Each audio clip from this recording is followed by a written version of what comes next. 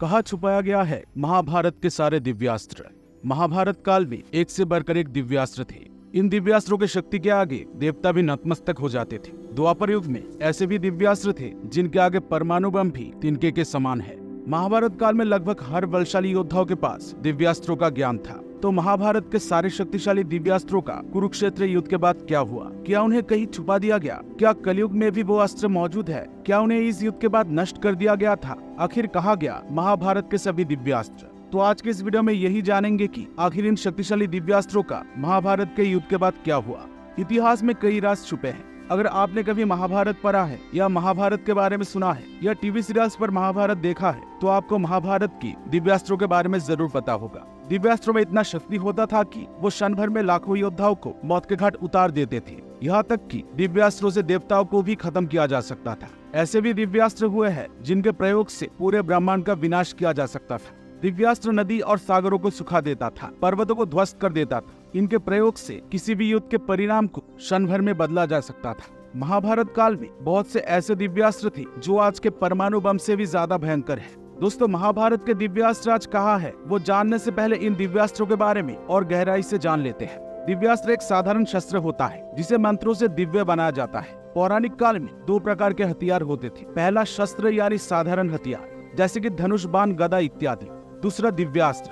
ये एक ऐसा शस्त्र है जिसे मंत्रों से अभिमंत्रित करके शक्तिशाली बनाया जाता था। दिव्यास्त्र पाने के लिए देवताओं को प्रसन्न करना पड़ता था जिनके पास वो दिव्यास्त्र होते थे। जब देवता संतुष्ट होते थे तब वो अपना एक अंश दिव्यास्त्र मांगने वाले के भीतर डाल देते थे। इससे जिसके पास दिव्यास्त्र होते थे वो मंत्र का शुद्ध उच्चारण करने लगते थे। एक साधारण शस्त्र तब दिव्यास्त्र बन जाते थे। ब्रह्मास्त्र के लिए भगवान ब्रह्मा को संतुष्ट करना पड़ता था। पाशुपतास्त्र भगवान शंकर को प्रसन्न करके मिलता था और वैष्णवास्त्र भगवान विष्णु को संतुष्ट करके प्राप्त किया जाता था। इसके अलावा और भी दिव्यास्त्र थे जैसे कि नारायणास्त्र, ब्रह्मशिरास्त्र, आग्नेयास्त्र, इंद्रास्त्र। नारायणास्त्र भगवान विष्णु का एक दिव्यास्त्र है जिसे किसी भी तरह रोका नहीं जा सकता था। यह अस्त्र महादेव पाशुपतास्त्र की तरह ही महाशक्तिशाली था। वैसे तो वैष्णवास्त्र और नारायणास्त्र एक जैसे ही थे, लेकिन इनमें अंतर यह था कि वैष्णवास्त्र से केवल एक लक्ष्य को ही भेदा जा सकता था और नारायणास्त्र बहुत सारे लक्ष्यों को एक साथ भेद सकता था। ब्रह्मशिरास्त्र भी एक शक्तिशाली दिव्यास्त्र था। यह ब्रह्मास्त्र से भी 4 गुना ज्यादा शक्तिशाली और भयंकर था। आग्नेयास्त्र। इस अस्त्र के प्रयोग से अग्नि की वर्षा होती थी।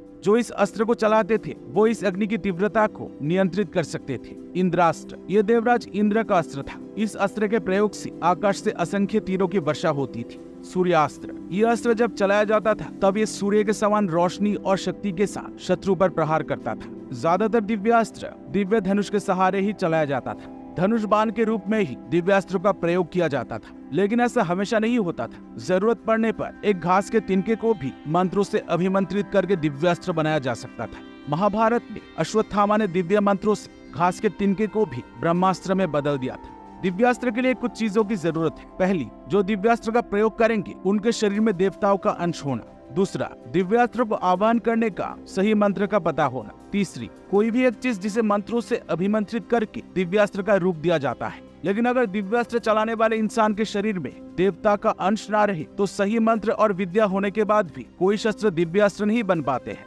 महाभारत के बाद दिव्यास्त्रों का क्या हुआ? जिन योद्धाओं के पास दिव्यास्त्रों का ज्ञान था उनमें से लगभग सभी की मृत्यु महाभारत के युद्ध में हो गई थी।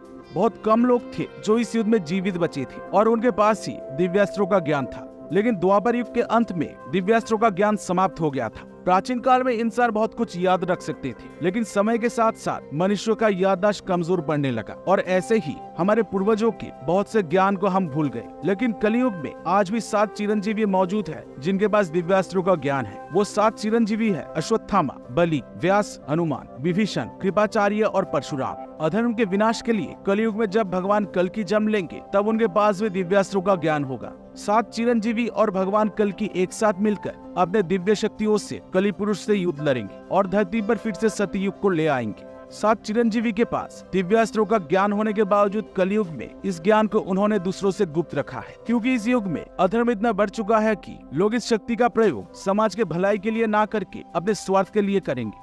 यही वजह है कि उन्होंने दिव्यास्त्रों के ज्ञान को कलयुग में किसी को नहीं दिया। इस तरह द्वापर युग में ही इस ज्ञान का अंत हो गया। आज के समय में पाप अपने चरम पर है।